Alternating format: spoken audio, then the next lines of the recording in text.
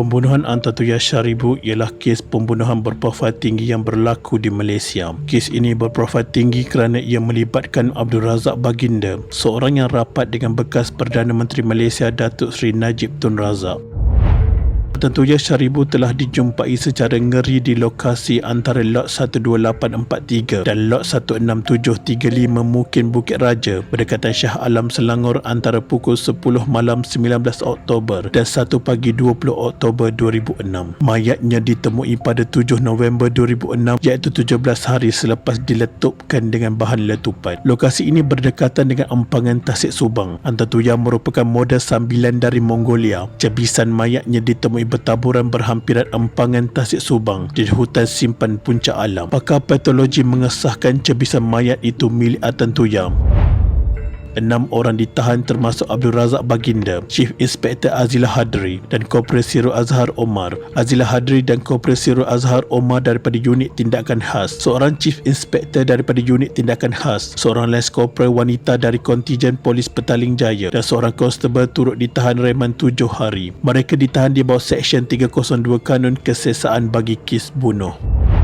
Pada 17 Oktober 2006, Antatoya datang ke rumah Razak Baginda di Damansara. Antatoya telah membuat kecoh dan polis telah membawanya ke Balai Polis Brickfields. Antatoya berhenti di kaunter depan seperti hendak membuat laporan polis. Eng Chong Beng, seorang penyiasat persendirian yang diupah oleh Abdul Razak, mengheret Antatoya keluar dan membuat perundingan yang menguntungkan terlebih dahulu. Antatoya telah menuntut $500,000 dan 3 tiket penerbangan ke Mongolia daripada Abdul Razak.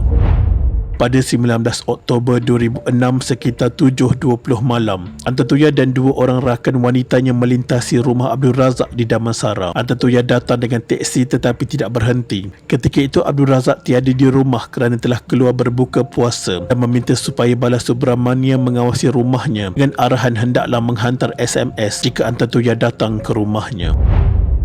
Setengah jam kemudian, Antatoya datang semula dengan teksi seorang diri tanpa 2 orang rakan wanitanya.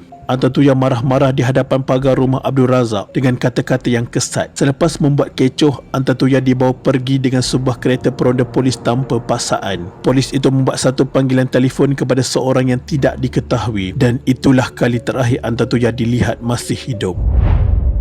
Pada 13 Januari 2015, kes ini ditamatkan dengan Mahkamah Persekutuan menjatuhkan hukuman mati ke atas 2 anggota Unit Tindakan Khas UTK, Chief Inspector Azilah bin Hadri dan Korporal Sirul Azhar Omar kerana didapati bersalah terhadap pembunuhan wanita warga Mongolia Antatoya Sharibu.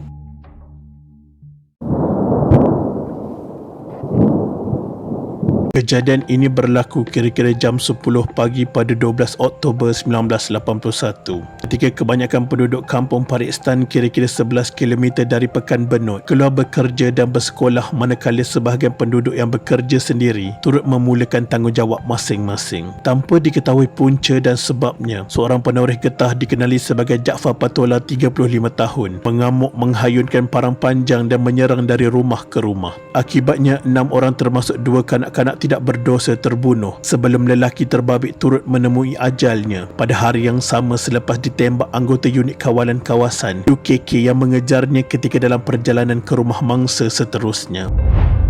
4 daripada mangsa mati di tempat kejadian, manakala 2 lagi ketika dalam perjalanan ke hospital. Jaafar menyerang mangsa pertama dikenali sebagai Becek dan selepas itu memasuki 10 rumah lain berdekatan yang kebanyakan terdiri daripada orang Bugis dan Banjar. Dia kemudian berlari ke kampung Parik Rahman dan mengamuk di sana. Unit UKK yang dipanggil ke tempat kejadian bertembung dengan suspek dalam semak di Parik Hasan, dekat tampuk kira-kira sebatu dari Parik Stan.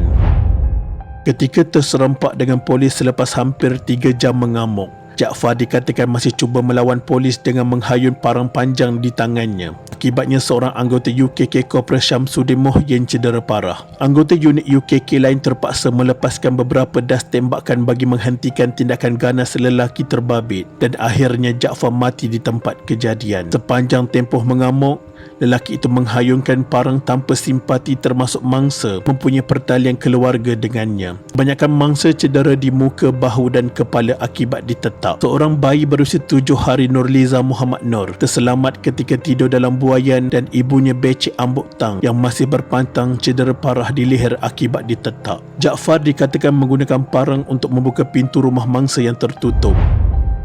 Kejadian itu turut menarik simpati banyak pihak termasuk Sultan Johor, Sultan Iskandar Al-Haj yang melawat kampung berkenaan bersama puteranya, Tengku Mahkota Johor Tengku Ibrahim Ismail, Tengku Majid dan Esko Kerajaan Negeri, Datuk Ngah Abdul Rahman serta pegawai Kerajaan Negeri. Baginda menziarahi penduduk dan bertanya khabar setiap mangsa dan pernah satu ketika mengarahkan doktor peribadinya merawat seorang kanak-kanak perempuan yang baru keluar hospital Johor Bahru. Selepas tragedi, beberapa peruntukan dicurahkan iaitu memasang pagar sekolah kebangsaan semangat, membina pusat menyalai pisang serta beberapa peruntukan kecil bernilai RM10,000 daripada ahli Parlimen Pontian Ikhwan Nasir. Ia bertujuan meringankan beban penduduk serta menyokong usaha pemulihan segera.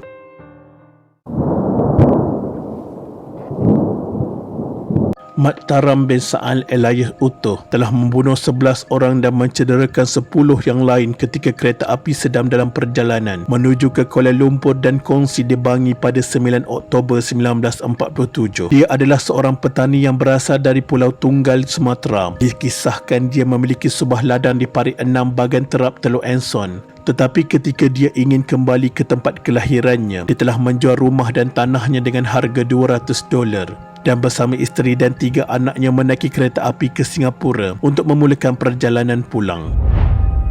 Setelah mendapati bahawa dia tidak dapat membayar tambang untuk feri, dia menjadi tertekan. Menurut isterinya, suaminya tidak tidur selama 2 hari, tapi akhirnya dia dan isterinya memutuskan untuk kembali ke Parit 6. Pada 9 Oktober 1947, mereka pergi ke Labis dengan menaiki bas, di mana mereka menaiki kereta api dari Singapura ke Kuala Lumpur.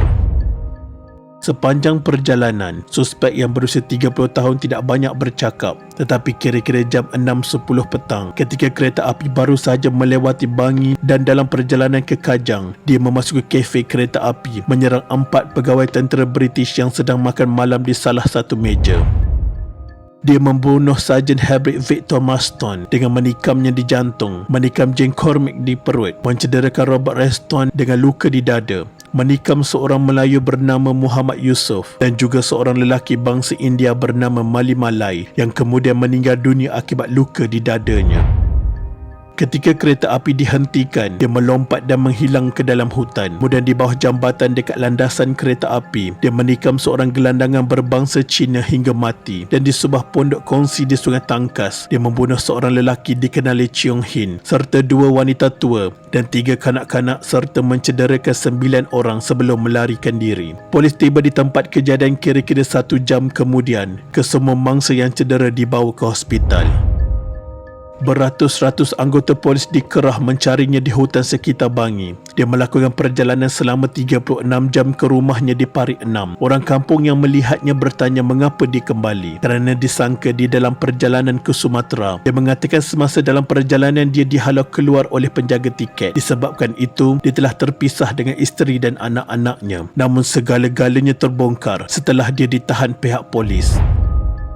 Dibawa ke balai polis Sabak Bernam di mana dia menceritakan kisahnya, mengatakan bahawa dia tidak dapat mengingati apa-apa yang berlaku setelah dihalau dari kereta api. Dia ditahan di Teluk Enson dan didakwa pada 13 Oktober 1947. Kes ini kemudian dipindahkan ke mahkamah di Kajang. Perbicaraan bermula pada 14 Oktober 1947. Pada 29 Oktober 1947, dia dihantar ke hospital mental di Tanjung Rambutan untuk diperhatikan selama sebulan. Walau bagaimanapun, pada 4 Mei 1948, dia didapati tidak waras ketika melakukan pembunuhan itu dan dijatuhkan hukuman tahanan di Rumah Sakit Jiwa di Tanjung Rambutan. Sekian, terima kasih. Temui